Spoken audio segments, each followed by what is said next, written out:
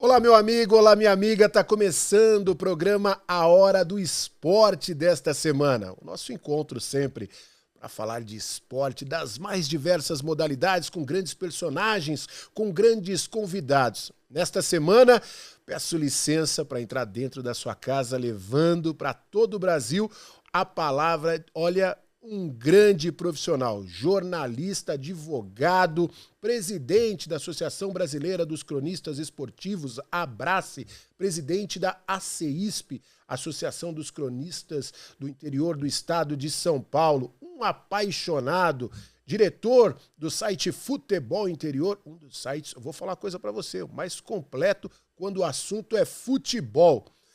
Tá aqui Arthur Eugênio. Tudo bem, Arthur? Obrigado por você participar com a gente aqui do programa, pra gente falar daquilo que eu sei que você gosta muito, que é futebol. Perfeito, Luciano. Satisfação muito grande estar participando aqui do seu programa A Hora do Esporte. Vamos debater futebol, falar de imprensa esportiva, falar de noticiário esportivo, falar de tudo que eu gosto, você gosta e os que estão nos assistindo também gostam. Você hoje, como advogado, como jornalista esportivo, é uma paixão que não tem tamanho. Começou quando? Eu comecei a trabalhar na imprensa esportiva em 1979, na Rádio Brasil.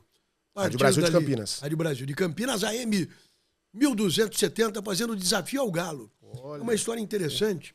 O Desafio ao Galo, que era em São Paulo, Sim. nos domingos pela manhã. TV Record, Era grandes uma nomes. audiência absurda. Fausto Silva fez narração no Desafio ao Galo. O programa era da Poupança Continental. Poupando dá. Então, o que a Poupança Continental que fazia o Desafio ao Galo realizava? Ela, em alguns centros do interior, ela fazia regionalmente o Desafio ao Galo. Em Campinas era sábado à tarde. E os campeões vinham para São Paulo. E durante o início dos anos 80, eu transmiti muito Desafio ao Galo na Rádio Brasil de Campinas. Legal. E aí, a veinha ali pegou. Lógico que a paixão por futebol não tem como ser um cronista esportivo, não tem como ser um jornalista esportivo se não gostar de futebol, né? Isso, quem fala que não torce para time de futebol, que não gosta de futebol, tá mentindo. Hoje eu até acho que eu sou um pouquinho mais controlado, mas antes eu gostava mais do Guarani do que de futebol. Tá. Eu gostava muito do Guarani, tanto é que algumas atividades na imprensa eu evitei em razão do clubismo pelo Guarani. Mas eu fiz tudo na imprensa esportiva.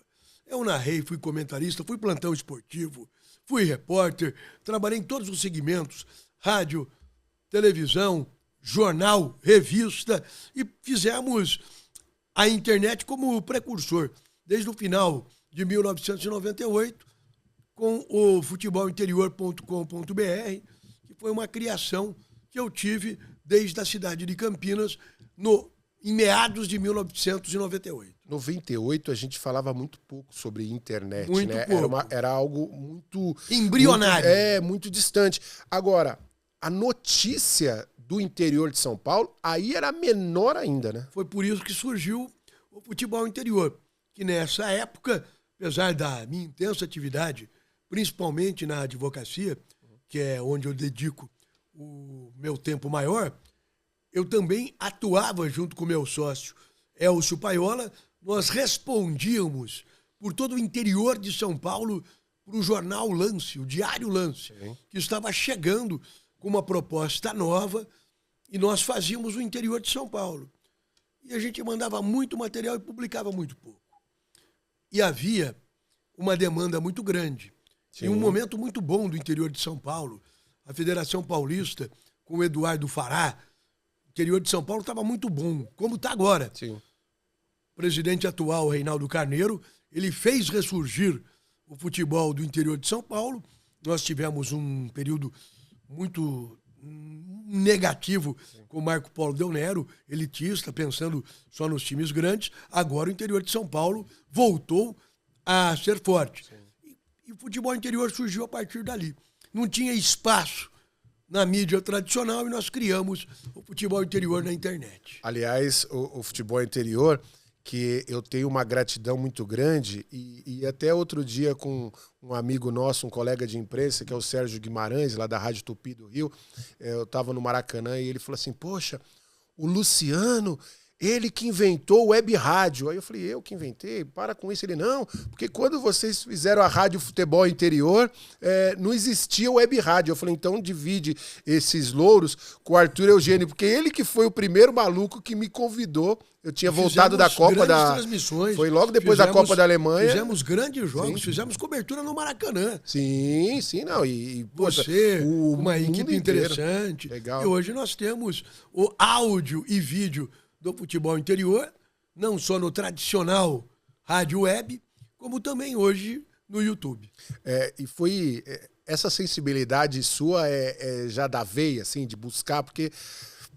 Lógico, não foi você que criou essa coisa, já existia alguns sites, mas em 98, muito menos do que a gente está falando. Na verdade, a internet mudou muito. Ela tornou veloz a partir do celular.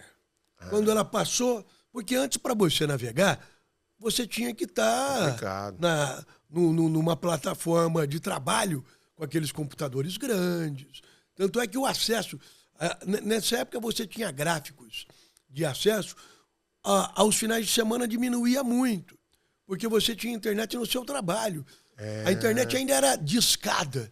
A partir do momento que ela veio para o celular, o smartphone, efetivamente, ali muda a história da internet, que hoje nós estamos aqui, estamos navegando, estamos, por exemplo, no placar ao vivo do futebol interior, com resultados de jogos do mundo inteiro, que só o futebol interior tem, e hoje você consegue minuto a minuto. E antes você não tinha a possibilidade pelo smartphone. E o futebol interior, ele tem uma coisa, né, Arthur, que isso eu acho que está no DNA do site. Lógico que você vai encontrar notícias do Corinthians, notícias do Palmeiras, notícias do Flamengo, notícias do Atlético Mineiro, né? A gente está falando para o Brasil inteiro, das principais equipes. Tem. Mas você também vai achar do Penapolense, você vai achar do time de Erechim, você vai achar do time do interior. A proposta do futebol interior é justamente essa. Tudo que você tem em veículos que priorizam os clubes grandes, você vai ter no futebol interior. A notícia do Corinthians, do São Paulo, do Flamengo, você vai ter no futebol interior. Só que você vai ter justamente a cobertura dessas outras competições. Competição do estado de São Paulo, todas temos no futebol interior, absolutamente todas. A1, A2, A3, A4, segunda divisão e as categorias de base. Nós acompanhamos todas as primeiras divisões em termos de estadual. O Amapá, que tem um futebol muito precário, você tem o placar ao vivo com o resultado minuto a minuto do campeonato amapaense. Esse ano acompanhamos, rodada a rodada, 4 divisões de acessos, com detalhes. Sim. Paraná, Santa Catarina, Minas Gerais e Goiás. Vamos acompanhar agora várias Copas estaduais. Santa Catarina surgindo de forma interessante, outros estados. A Copa Paulista, nós estamos acompanhando com muito destaque, e isso você só tem no futebol interior. É uma coisa que a gente acompanha. Por exemplo, a Copa Paulista, que é um torneio que começou como torneio Copa Federação Paulista de Futebol e foi mudando ali, que era um torneio inicialmente para as equipes que não tinham calendário no segundo semestre, de repente virou uma competição interessantíssima. Interessantíssima, né? Muito disputada. Os clubes muitas vezes buscam alternativa, até com um time B. Sim. Como esse ano, por exemplo, o Mirassol e o Botafogo de Ribeirão Preto, porque dá uma vaga na Copa do Brasil. Sim. E também para os times que não têm calendário, pode dar uma vaga na Série D do Campeonato Brasileiro. E eu falo o seguinte, até comentei com alguns amigos, né?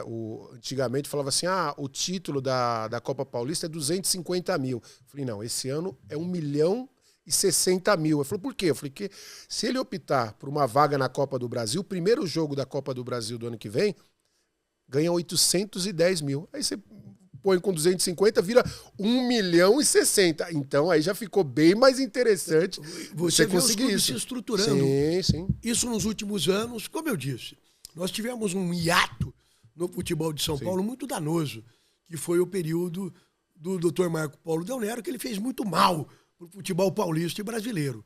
Mas com a retomada do Reinaldo Carneiro Bastos, o futebol do interior de São Paulo voltou a ser forte, competitivo. Tanto é que a primeira divisão, esse ano, do Campeonato Paulista, 16 equipes, 15 estavam em uma das divisões do Campeonato Brasileiro. Só a Portuguesa que não, que eu espero que retome. Tá indo muito bem, inclusive na Copa Paulista. Ô, Arthur, além do futebol interior, né, você estava falando, né, do Brasil inteiro, mas também tem um pouquinho de futebol internacional. Aquela não é tem uma tudo super de cobertura, futebol mas internacional. O que você precisar tem ali, né? Tem tudo de futebol internacional. As grandes competições. Nós temos placar ao vivo do Campeonato Árabe, por exemplo. Que hoje virou uma sensação, né? Nós temos também essas informações. Eu, particularmente, eu gosto de futebol Brasil. Eu gosto de jogo ruim. Eu sou especializado em jogo ruim. Aquele lado B da história. Completamente. Eu prefiro assistir um jogo da Série D do que ir no campo do Palmeiras assistir Palmeiras e Botafogo do Rio de Janeiro, por exemplo. E isso é verdade, porque o Arthur, algumas vezes, ele já me ligou falando assim, eu ouvi um narrador lá que tá fazendo no interior de Minas o jogo. Eu falei, Arthur, mas o que você tá ouvindo esse cara? Ele tava acompanhando. E outras modalidades? Tem espaço também lá? A prioridade máxima é futebol. Tanto é que o nosso slogan, se é notícia de futebol e não está no futebol interior, é fake news. Mas nós damos também alguns outros esportes. Agora que tivemos Olimpíada, mas eu vou ser sincero, eu gosto de futebol. Não sou muito de acompanhar outros esportes além do futebol. E aí, essa paixão toda, trabalhando, produzindo conteúdo. E aí, como é que virou o Arthur Eugênio também dirigente, indo para essa área, né, da associação, a CEISP sendo criada, hoje, sabe, o reconhecimento através da sua nomeação como presidente da Abrace, uma instituição de muitos anos, o que coloca, né, a CEISP num patamar diferente. Como é que você saiu, né, dessa linha só de produzir para também falar assim, eu vou gerir e ajudar no desenvolvimento? Você tem muito a ver com isso, porque nós, aqui no estado de São Paulo, tinha uma entidade, a ACESP, tradicional, de uma importância histórica muito grande para a crônica esportiva do estado de São Paulo, mas nos últimos anos ela se distanciou completamente. Nos últimos 10, 12 anos ela ficou elitista e só atendendo os grandes veículos de comunicação. E a legislação é clara. O cronista precisa estar bem representado, a Lei Pelé demonstra isso. E a partir do descaso da ACESP com o cronista do interior de São Paulo, nós criamos a ACEISP, da qual eu sou presidente, você é o vice-presidente, a Associação dos Cronistas Esportivos do Interior de São Paulo, que foi justamente para dar voz ao cronista de São Paulo trabalhando no interior. Porque a CESP só queria saber de Rádio Globo, Bandeirante, Jovem Pan. Eu quero saber da rádio do interior, das dificuldades que o profissional do interior está tendo. E a CEISP tem sido muito importante para valorizar esse cronista. Eu não tenho números concretos, mas eu avalio que hoje a CEISP responde por um credenciamento maior do que a própria CESP. Tanto é que quando nós criamos a CEISP, já vai fazer 10 anos, 2015, você é um dos fundadores. Quando nós criamos a CEISP em 2015, era para atender só o interior. Mas depois, o pessoal aqui de São Paulo, que também era esse pessoal que era excluído pela CESP, também passou a nos procurar. Olha, aqui é só quem tem grande mídia. A CESP não está aí para ninguém. Nós mudamos o estatuto para transformar a ACEISP numa dimensão estadual, também representando o cronista da capital paulista. E uma coisa que vale a pena a gente citar é que tudo isso chancelado pelas principais organizações, como a Federação Paulista de Futebol, Confederação Brasileira, Ministério. E mais do que isso, em termos de São Paulo, a única entidade que tem condição de levar o credenciamento internacional é a CEISP, porque a ACEISP é reconhecida pela AIPS, Associação da Imprensa Esportiva Internacional, Estou chegando agora, faz 60 dias, nós tivemos um congresso na Espanha. Somente a Abrace pode participar desse congresso. A Abrace já tem 50 anos. E a ACEISP é a única no estado de São Paulo que tem a chancela da Abrace. O profissional, por exemplo, da ACESP, para ele ter um credenciamento internacional, necessariamente ele precisa passar pela ACEISP em São Paulo, em termos nacionais, pela Abrace. Como é que você tem sentido a relação dos jornalistas pós a CEISP, nas suas viagens pelo interior? Porque o que eu vejo é um sentimento de gratidão que às vezes até justifica, né, as noites longe de casa, os momentos ali que a gente fica um pouco estressado com uma realidade ou outra, mas as pessoas estão sendo atendidas, as pessoas estão se sentindo assistidas desde a criação da CEISP. Nenhum credenciado da CEISP, tendo qualquer tipo de dificuldade, fica com uma resposta imediata nossa em menos de 3, 4 horas. Uma dificuldade para fazer um credenciamento para um jogo, um fiscal que exagerou na abordagem. Hoje o cronista esportivo de todo o estado de São Paulo tem, coisa que não tinha antes.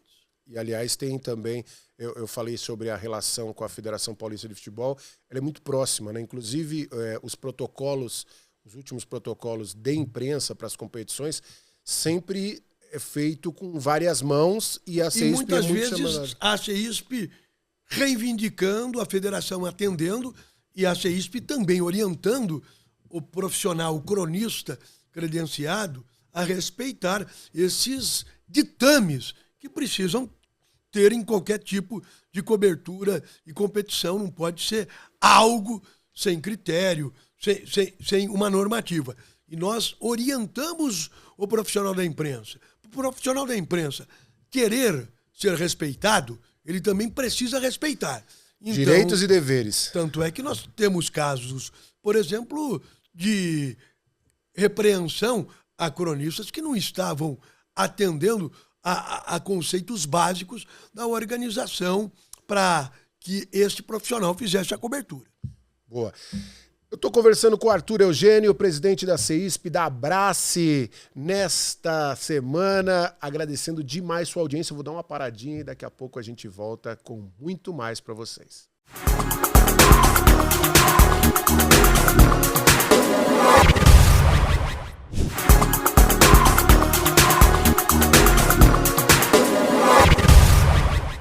Legal, o programa A Hora do Esporte, voltando aqui. Hoje estou recebendo o Arthur Eugênio, presidente da Abrace, da CEISP, também diretor do site Futebol Interior. O Arthur, a gente estava falando, né, das leis, das mudanças aí da crônica esportiva. Hoje muita coisa mudou da época que você, por exemplo, era repórter, que eu era repórter, o acesso aos clubes, acesso a treinamento, acesso a jogadores. Como é que você enxerga tudo isso, assim, como hoje também estando, né, com esse poder de presidente da Abrace e da CEISP? Eu vejo uma linha divisória, para mim, característica. Foi o problema da pandemia do Covid-19. A partir dali, surgiram algumas restrições que continuaram sendo exercidas, com um excesso de protecionismo dos clubes com seus jogadores e também, muitas vezes, uma omissão do profissional, que pode buscar uma cobertura e acaba não buscando, ficando no comodismo daquilo que lhe é entregue pela assessoria de imprensa. Mas, efetivamente, nos últimos anos, os grandes clubes, principalmente, criaram essa blindagem em cima de treinamentos, em cima de acesso aos seus jogadores. Eu não sei se isso é bom para o clube, não sei. Porque a exposição que é dada também não é tão aberta assim. E, muitas vezes, essa interação imprensa, clube, jogador, é uma interação importante. Mas você acha isso reversível ainda? Não. Eu vejo que do jeito que nós estamos, só vai haver mais limitação. Eu não vejo esse quadro como um quadro que possa ser revisto. Muito se fala no Como Brasil. você ia antes. Sim. Eu fui setorista de clube. Eu acompanhei o Guarani por 6, 7 anos como setorista de rádio e de jornal. Sim. Você participava, você viu o coletivo. Sim. Eu que era ligado ao Guarani, dava palpite pro treinador. Que aí, vai escalar esse lateral direito aí, tem outro melhor. Havia essa interação. O profissional da imprensa, muitas vezes, ajudava o jogador. Olha, você não está indo bem aqui. Você Sim, acabava dando um apoio era pro profissional. uma relação mais próxima. E era positivo esse forma de atuar também para o jogador. E hoje não. O jogador é tutelado de uma maneira que quando ele tem dificuldade, ele não consegue sair dessa dificuldade. Eu até recebi esses dias o jornalista Fred Júnior, que estava na Jovem Pan, agora está na Rádio Craque Neto, e ele falava o seguinte, que não tem mais que usar a expressão assessor de imprensa. Tem que falar assessor só, porque eles não assessoram a imprensa. Eles assessoram muitas vezes nós temos o desassessor de imprensa.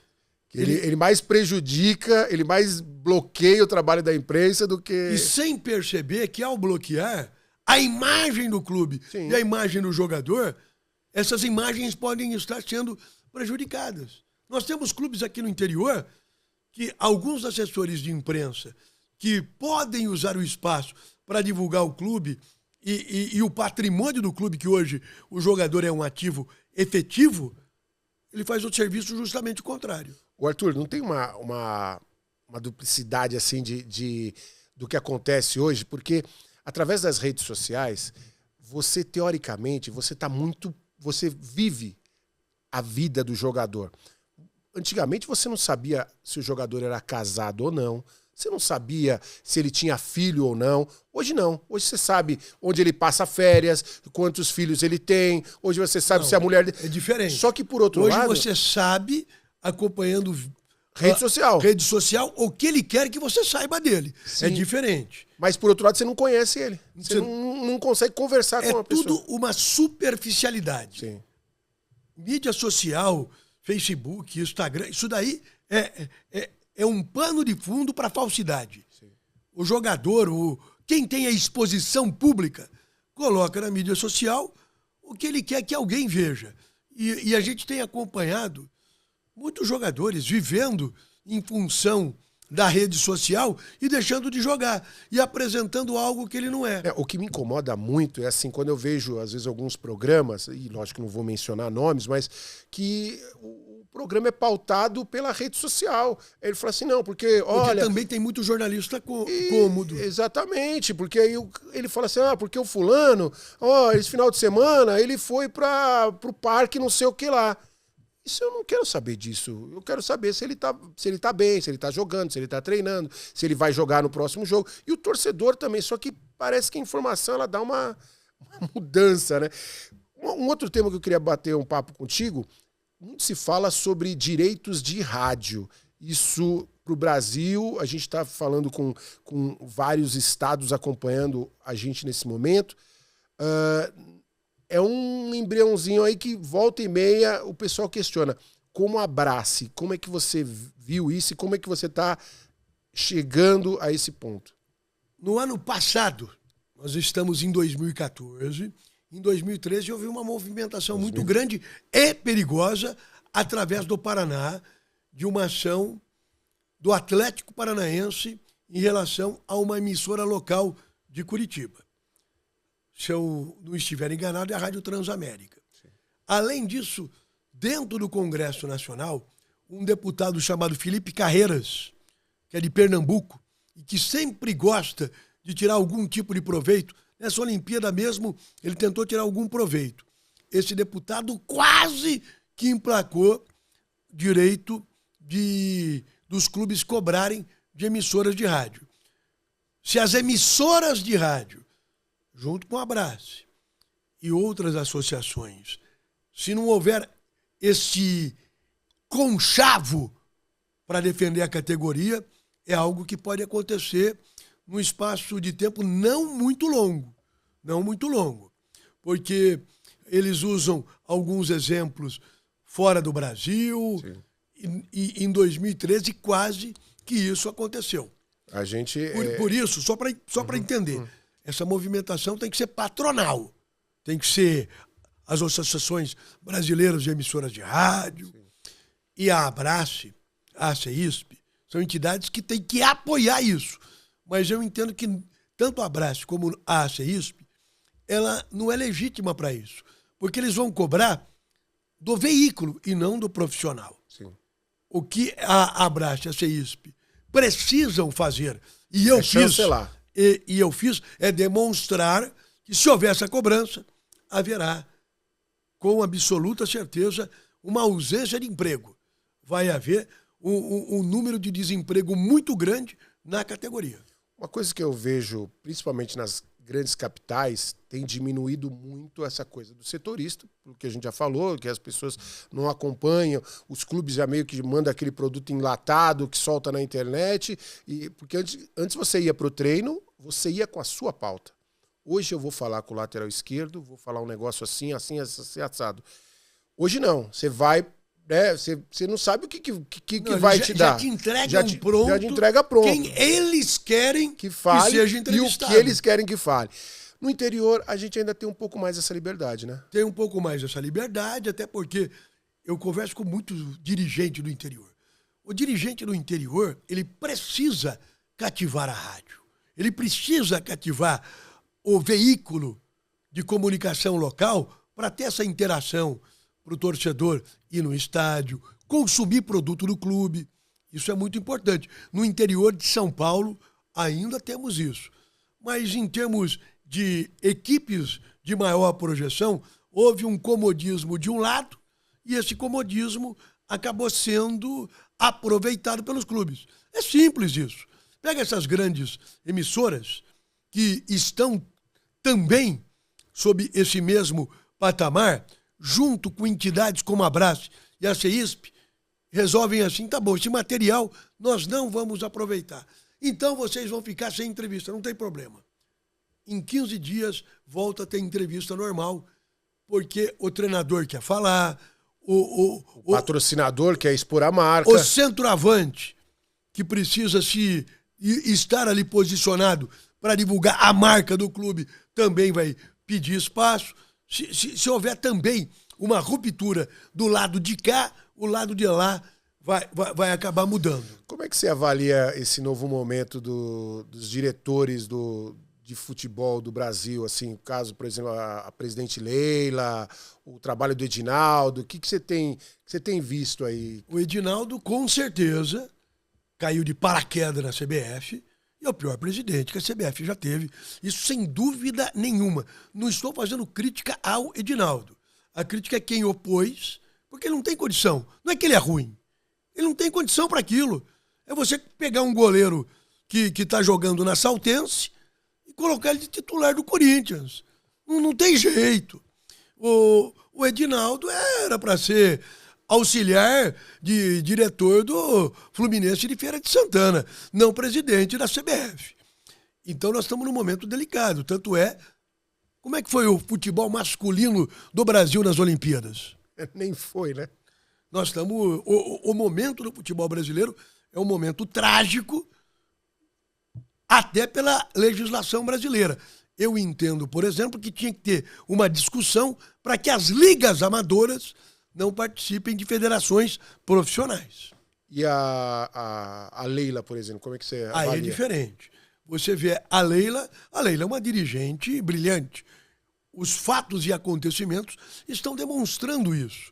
Hoje a mudança do dirigente de clube que teve ao longo do tempo, você tem hoje dirigente mais preparado, mais profissional. Antes você tinha o dirigente mais abnegado. Hoje nós temos o dirigente mais profissional. Por conta disso, a gente tem visto uma evolução assim, em números. Por outro lado, também, a estrutura do futebol te interrompendo, os clubes, seja um clube do interior, seja um grande clube de São Paulo, os dirigentes eram abnegados. Você pega o Corinthians de Vicente Mateus, não havia diretor profissional. O máximo que tinha ali era um gerente de futebol para ir na federação bater carimbo lá no registro do atleta. Hoje não. Hoje quem manda no futebol são os executivos de futebol. Então hoje o futebol ficou muito profissional. O dirigente hoje é altamente profissional e muito bem remunerado. Arthur, me fala uma coisa, qual o jogo que você não viu que você gostaria de ter visto? Pergunta difícil. Não sei. Os jogos que eu quis ver, eu vi. Eu posso dizer isso. Os jogos que eu quero ver, eu vou ver. Eu posso falar para você o mais marcante jogo que eu assisti na minha vida, 6 de agosto de 1978, Guarani 2, Vasco da Gama 0 no Maracanã. Zenon jogou muito e com aquele jogo o Guarani chegou às finais do Campeonato Brasileiro e foi campeão. 13 de agosto de 1978. Você não tem aquele jogo que você falou, poxa, esse aí eu não vi. Eu vejo que você é muito mais apaixonado, por exemplo, com o futebol brasileiro do que, por exemplo, você não faz questão de ir para uma Copa do Mundo. Nenhuma. Mas se você me convidar para um campeonato do Amapá, você fala, não, eu vou. Vamos ver a final lá. Se você me convidar com tudo pago para assistir Real Madrid e Bayern de Munique, talvez eu vá para passear. Agora, se você falar assim, vamos assistir Caldense contra Mamoré pela 2ª divisão de Minas Gerais, tô dentro. Que bacana.